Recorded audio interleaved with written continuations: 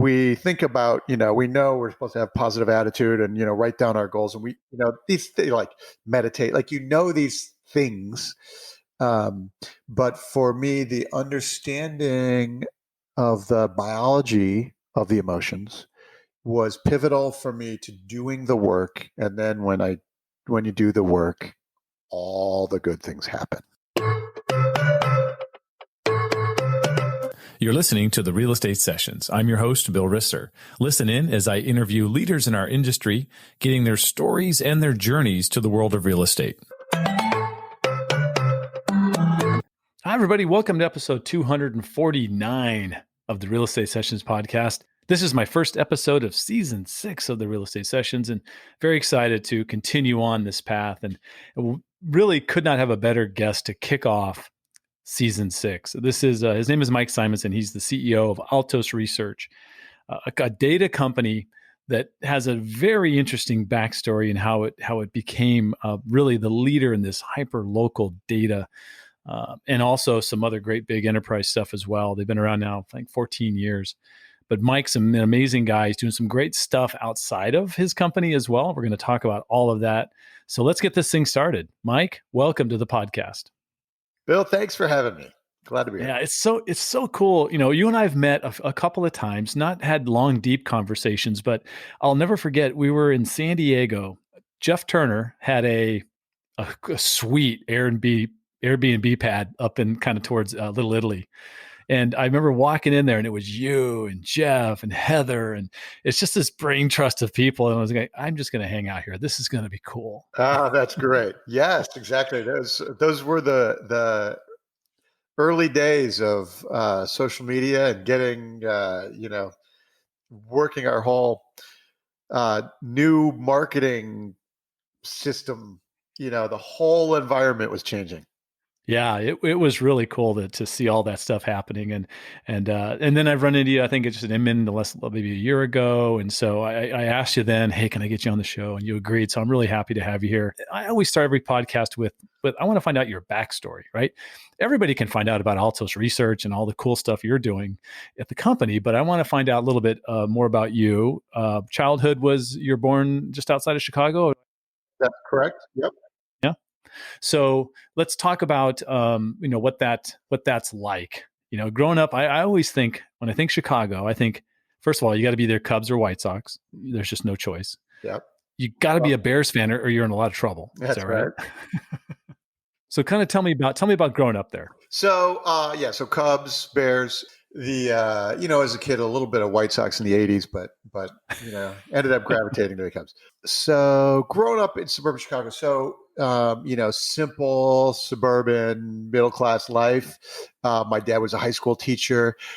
Possibly now, though, the one of the most interesting things about that upbringing was that my mother started her company in the 70s. And so she was an entrepreneur in the 1970s, and built her company. She was doing individual career development work with individuals, and grew it into HR consulting, and worked with big corporations over the years, and wrote books, and so that was a lot of where my entrepreneurial spirit came from.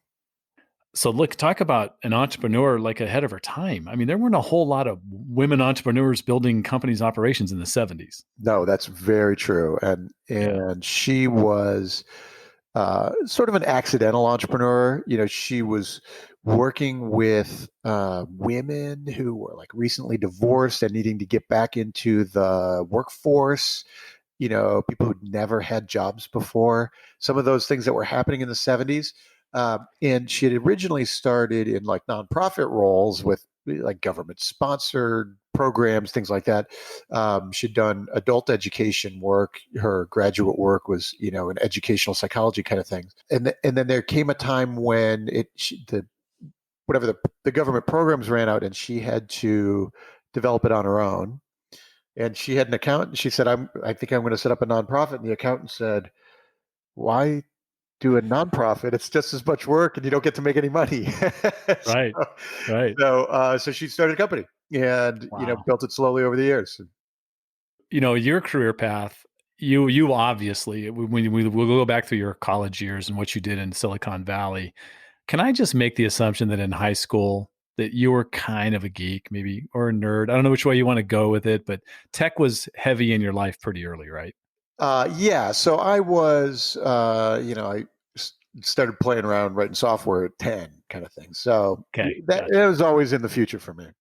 Yeah, you knew it was coming, right? Yeah. Yeah. So you end up not sticking around the Chicagoland area to go to school. This was probably like most children. I want to go someplace different. I want to see a different part of the country. Am I beating down going down the right path? Yeah, for sure. I was actually I was an athlete. I was a skier, and both my parents were skiers, so I ski raced my whole life. And then to to race ski race in college, there's a few places that you can go, not that many, and I didn't want to go to Vermont, so I went west, and I ended up in Reno, Tahoe. So you're at University of Nevada, Reno, and I can't imagine how much fun it was. First of all, it's not like super. It's a kind of a little bit of a hike from school up into the slopes, right? About It's an 45 minutes hour. to an Yeah, hour. I mean it's About an an hour hour, drive. yeah. It's not that bad. Yeah, Okay. it's really great. And so where did you ski growing up in Chicago?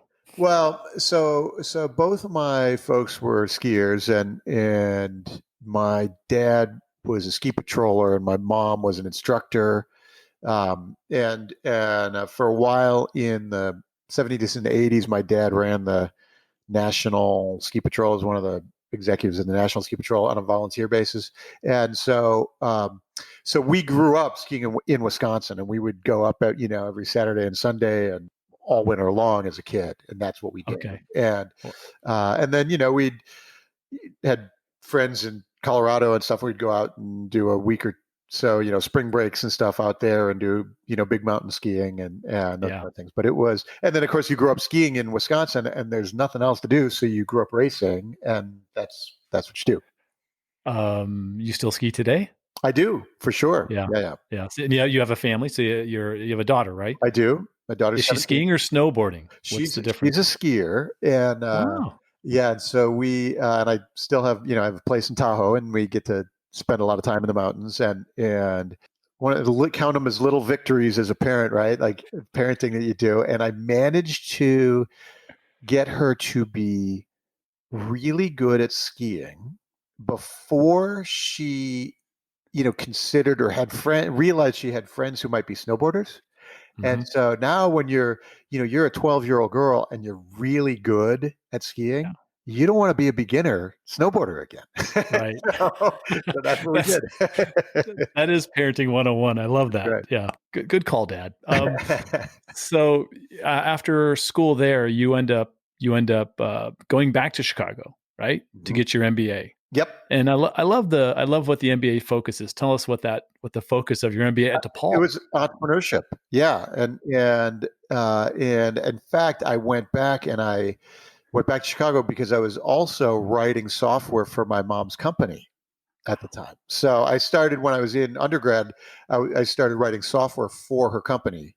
I probably would have stayed in California, except that like I've got to, like we were doing cool stuff. So I went back to Chicago and worked with her for a few years, and did grad school. And so obviously built up your skills, and now but California comes calling, and back you go. So That's you go back to Silicon Valley. Let's talk about that time, and it had to be super exciting. We're talking right about 2000. Yeah, 99, January 99, two bubbles ago, right? Like that's how I describe it, like two bubbles ago. And it was, uh, like it was super exciting to be in Silicon Valley in the late 90s. There was amazing stuff happening. The world was changing. The beautiful core ethos of Silicon Valley was really rich and alive and well. And I just, I was super excited to go, to be a part of it. And so, yeah, so we came out in 99, came back to California for the last time, 21, 22 years ago now. Yeah. What'd you do when you first got here? I started working for a company, that was called Vital Signs Software. did networking software, like, in the computer network, and are they performing well? And there were a few things of that team and that company and that product that have stuck with me for a long time. And, I do data software now with Altos, and there are elements of what we do in Altos Research that I, picked up from that product that we had at Vital Signs. And the other thing that stuck with me there was the founder CEO of that company, a remarkable guy named Jim Getz, went on to be a venture capitalist, and sold Vital Signs, and he there was some really amazing leadership lessons from Jim. And for a while, Jim, for example, was the only venture capital investor in WhatsApp, and they Wow. sold that to Facebook for $20 billion. He's the Way only. to go, Jim. Yeah, like, he's a neat guy, right? And Yeah. so Yeah. it was That's it cool. was really interesting. So I and then I learned a lot of lessons about how he ran his team, and there and how he led product, and so there was a ton of stuff going on in there that was really, really great. Last lifetime.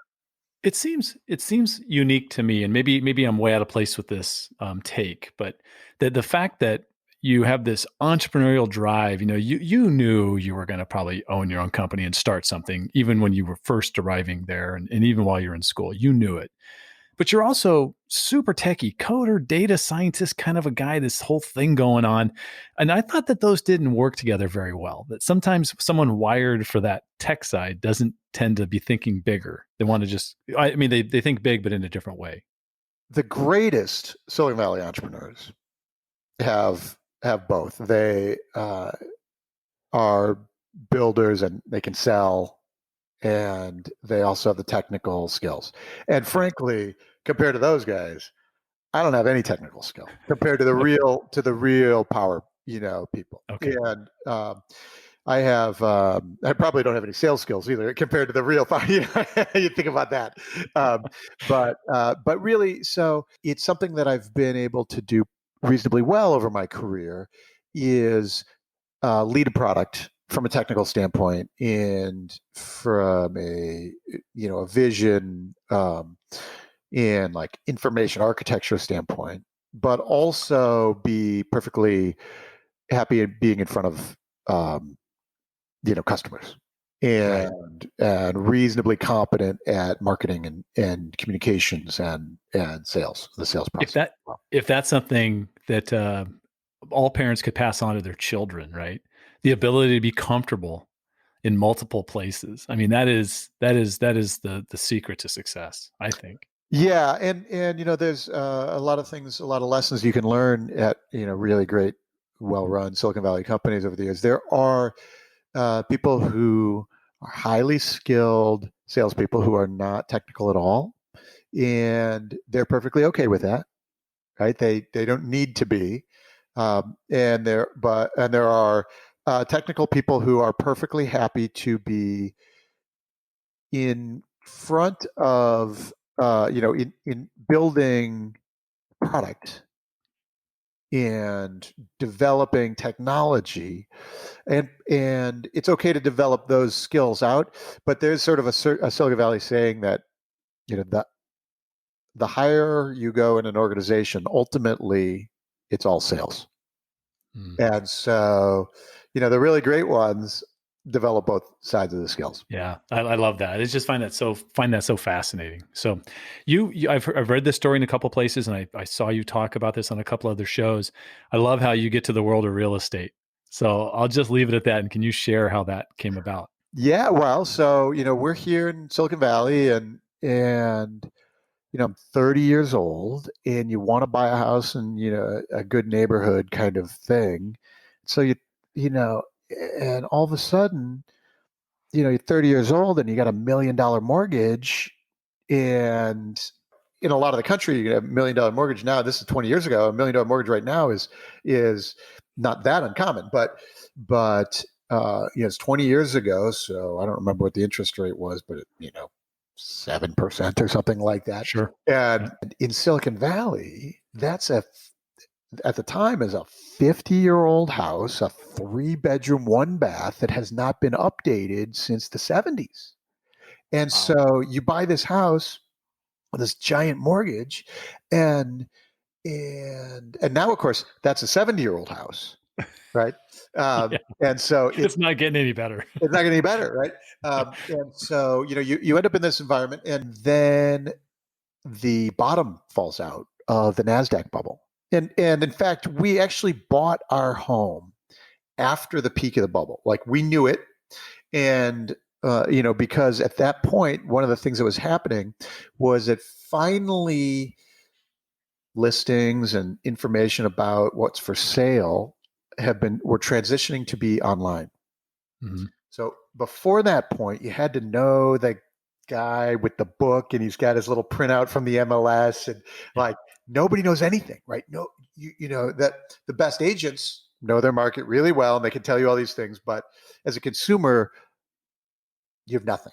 And so all of a sudden this information is there, and I'm in the information business, and so I start learning. And we were able actually to make a really good offer, a lowball offer on this house in a world where nobody had lowball offers for a decade, right? And so we actually got a reasonably good deal. But then, of course, the Nasdaq bubble continues to blow up, and like the Nasdaq fell like 25% on the day I got married. Like, and so then all this stuff is happening. I know that I'm beginning to have more information about what's going on than anybody, most people. And so I actually started building just little models, uh, databases for my own understanding of what was happening in the local market, because I needed to know what was going on. And there were some really interesting early observations. One was that in 2002 and 2003, the median home price in Los Altos, California, fell by a third, like by a third. Yeah. What was interesting is that the low end of the market, where I had bought, it didn't go anywhere. It didn't go down at all. It was these $2, $3, $4 million NASDAQ stock option homes that just cratered. But in 2003, if you remember, you could still get $1 million mortgage, and people weren't even asking any questions about it. Yeah. Oh yeah. And so, and especially in this town, like, it was common. And so one of the things I started doing was a lesson from my Vital Sign software days, which is, we look at the market at Altos in 4 price range segments, quartiles, because the high end of the market may be behaving very differently from the low end. And in 2003 in Los Altos, that's exactly what was happening. And we did it in the networking software, because there were, like, I was like, oh, I'm going to use that technique. And so it was really useful. Now at the company at Altos, we look at every zip code in the country, every zip, city, state, nationally, and break everything always into 4 price range segments, so that you can always tell that the high end of the market is doing very differently from the low end. And the high end in Los Altos is very different from the high end in whatever, Glendale, Arizona, right? And Sure. so they all have their own little things. And so that was a function of what I did at the time. And I was able to say, wow, my house is totally fine. Even though median home price fell by a third, Yeah. my house is fine. I still have the cheapest house in the zip. This is 2006. You start Altos Research, right? Yeah, but I started building the data years before on my personal, for that need. And then it's 2004, 2005. And now I start realizing I have more information than anybody has. And I have, you could tell, at the time you'd look at the newspaper, and once a quarter they would print the little zip code map, and this one's up and this one's down. And, and my little zip code was an NA. There were 0 transactions in the little window. They looked and they go, well, we don't know what's going on. But I I could tell you exactly. There's 60 homes on the market. They're like, and they're priced here. This many have taken a price cut. Like I could tell you exactly what's going on. Yeah. Yeah. And so that was a time when I started realizing that I have more information than anybody else had, with the exception of maybe some realtors who've been in it for a long time who had their own system, like they knew it in their guts, but they really didn't know anything. So, and that's when we decided to start commercializing the data and turn it into a company. I always wonder about this with a start. Was there like one customer or client that, was a bigger like sale where you went, we're onto something here? Or was it a lot of little things that added No, up? there were a few things. A couple of great stories on that. One of which, before I'd started, one of the other catalysts for starting, there was a company called economy.com. It's now owned by Moody's. And it was a forecasting company, and they sold economic forecasting products and consulting and things like that. And they had a real estate outlook thing that they did, and they publish on tens of thousands of dollars a year. They sell this to corporate clients. And I remember reading one, and it was probably, I think it was maybe 2005, 2004, something like that. And it was in July, and they said the Silicon Valley real estate market is going to crash.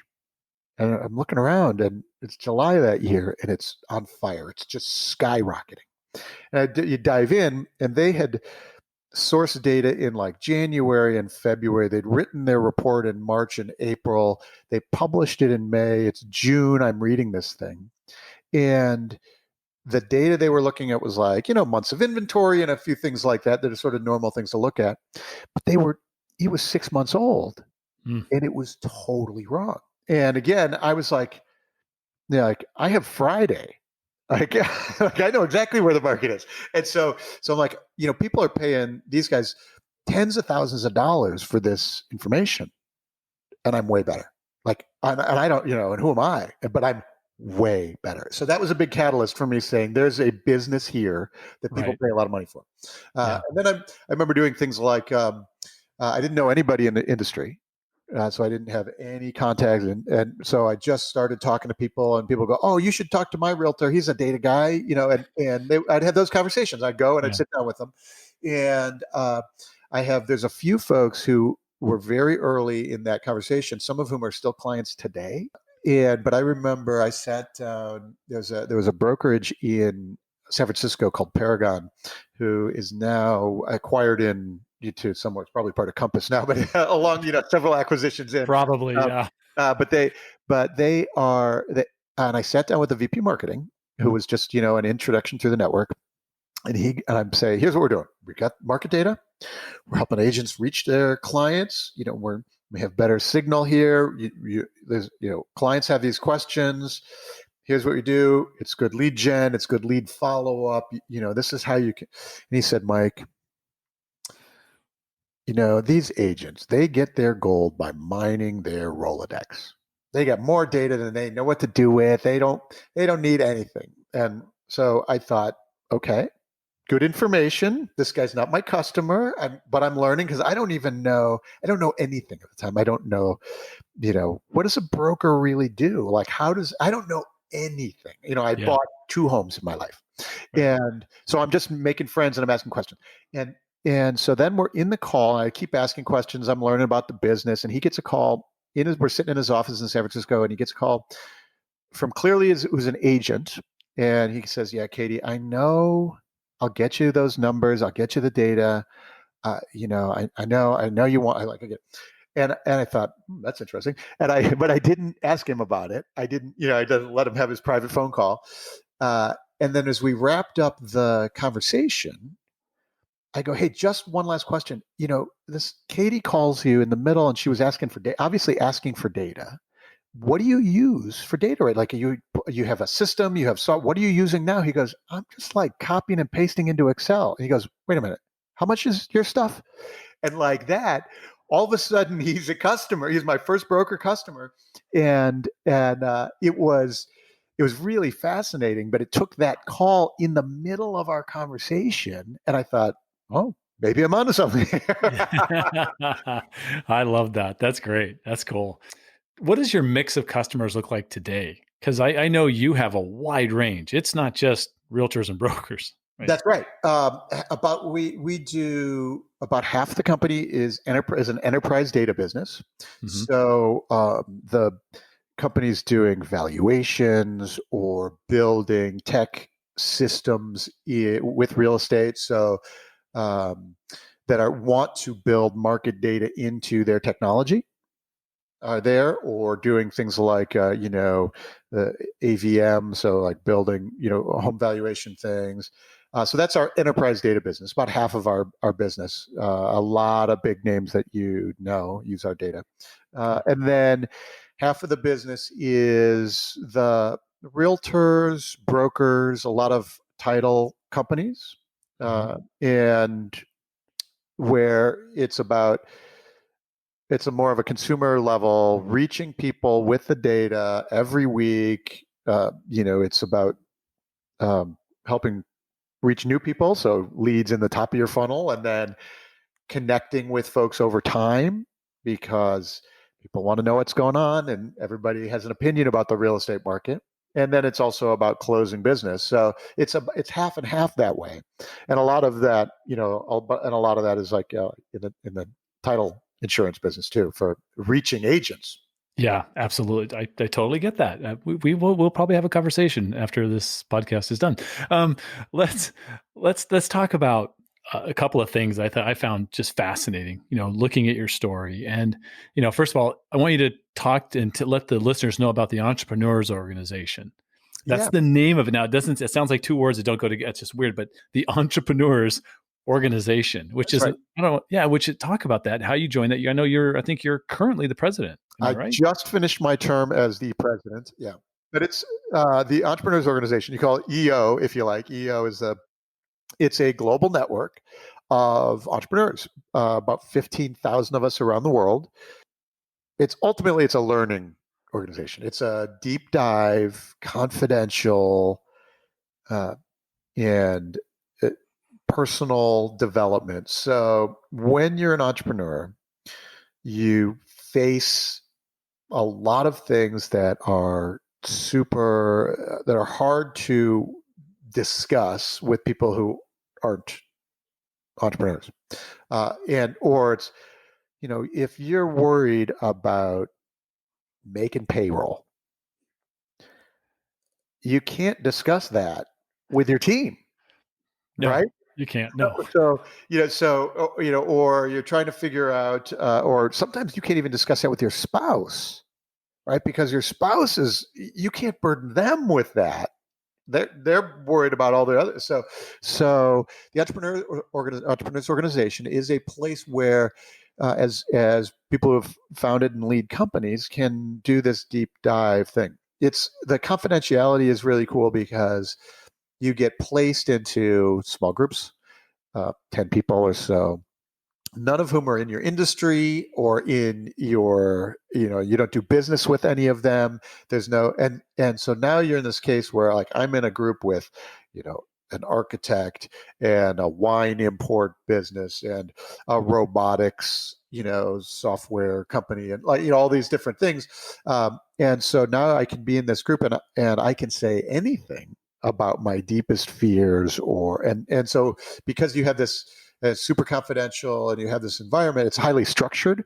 So you have this environment where you get to go work through these things. And so many of us who are entrepreneurs, desperately need these kinds of environments.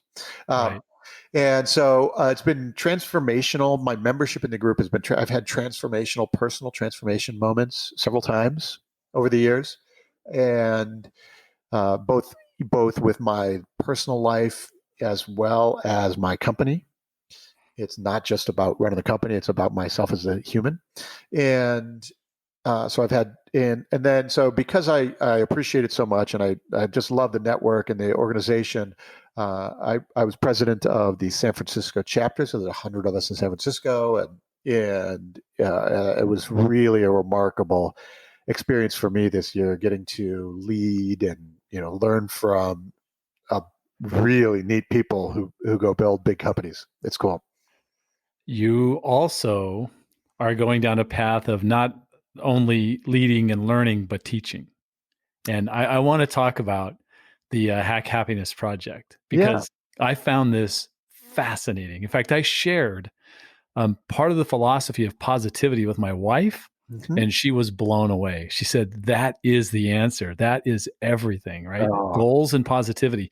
Um, so, talk about, first of all, I've heard you talk about this before. You talk about the white paper you wrote. No, yep. you wrote like a 67-page treatment. This is not a white paper. I thought a white paper was 1 or 2 pages. I guess I just did. I don't know. Yeah.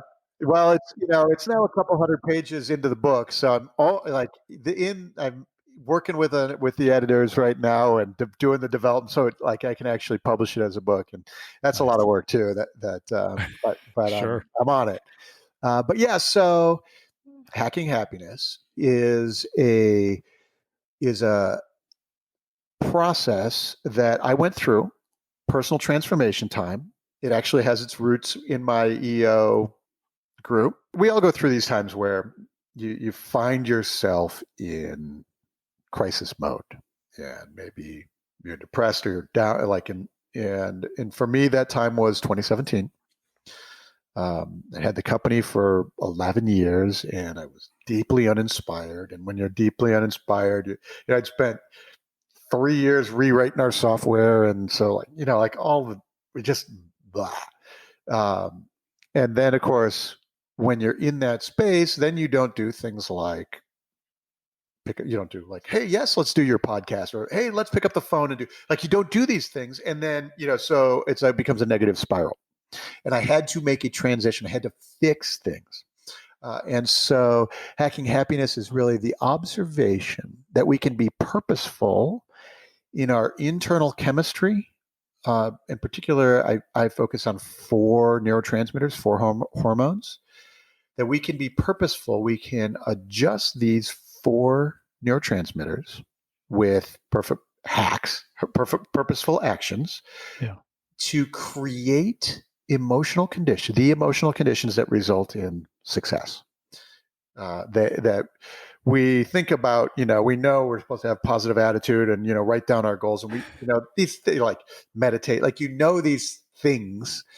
But for me, the understanding of the biology of the emotions was pivotal for me to doing the work. And then when you do the work, all the good things happen. And so all of a sudden, 2018 is remarkably amazing for me as a human, as a company. 2019 is, and even through the crisis time in 2020 has been like I've been able to keep myself in a really amazing learning, growing space, and I think it helps me keep an attitude so that I can help the people around me as well. Yeah. Do you mind sharing the philosophy about maybe why being goal driven isn't such a good thing? I mean, it Yeah, has to be there to an extent, but I mean, the way we measure. yeah. So I'll start with the four hormones. The four hormones that I focus on are serotonin, oxytocin, dopamine, and cortisol.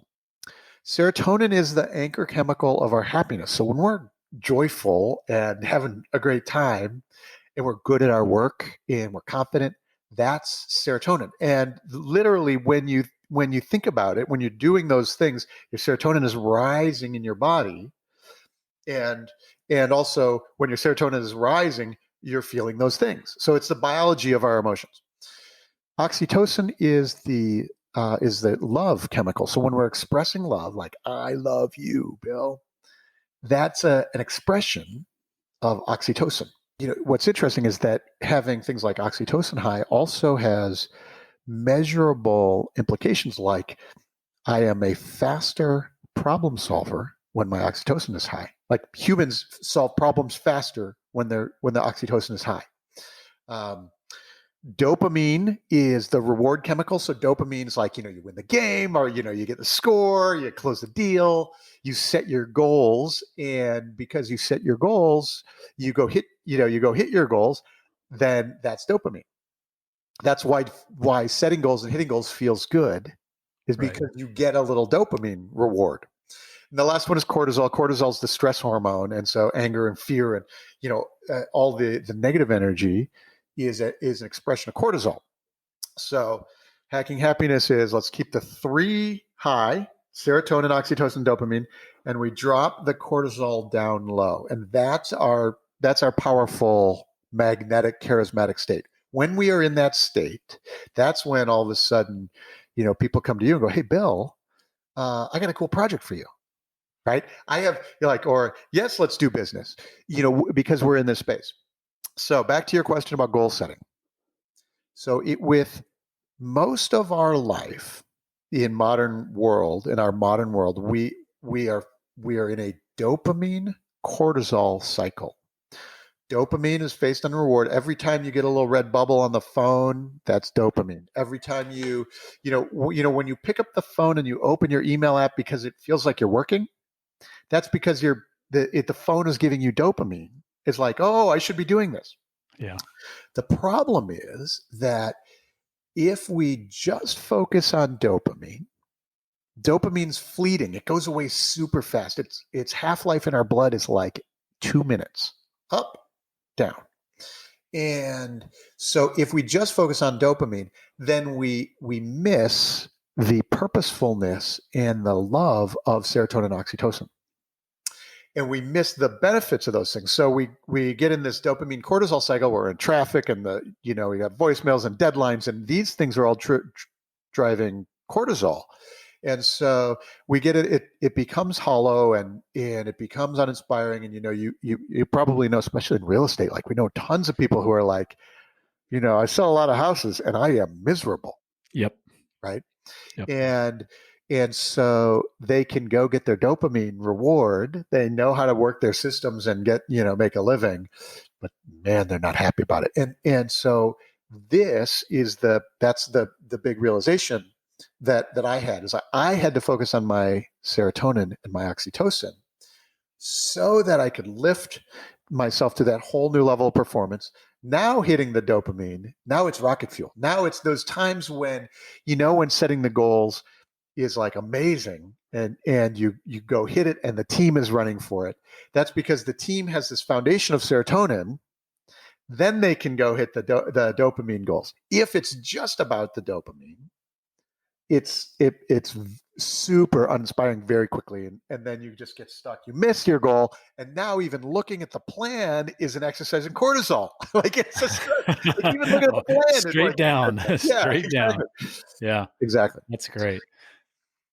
So that's the framework. So I can't wait for the book to come out. That's going to be awesome. I might have to have you back on. We'll just talk about the book. That'd be great. So like I've had you well past the time I've asked of your time. And I always ask the same question at the end of every show, all 246 episodes before yours. And that is, if you could give one piece of advice to a brand new real estate agent, what would it be? Let's see. One piece of advice to a brand new real estate agent. I am absolutely certain that the personal aspect of the real estate transaction is here forever. It is it is the reason that you see a lot of tech companies come in and discount. It's like their first thing is like, oh, we're going to get rid of the real estate agent. And then when they grow over time, they realize that what humans want is, most of us want a high service transaction. Like we want hand holding, we want pick up the papers for me, or like, hey, I'm looking at this one. Do I sign here? Or that, like whatever the things are, like there's all kinds of nuance in there that we appreciate and we want to pay for. And so I am convinced that power, that connection, that real expert guidance of the real estate agent we're here for a long time. So develop that. Mike, if somebody wants to reach out to you, what's the best way for them to do that? At altosresearch.com. That's the website. Altos is ALTOS, altosresearch.com. And just, Mike at for email or stop by and check out if they want to check out products or whatever. That's great. Or on the social media as well. Mike Simonsen. Awesome. Mike, thank you so much for your time today. I knew I was going to have a great time talking to you.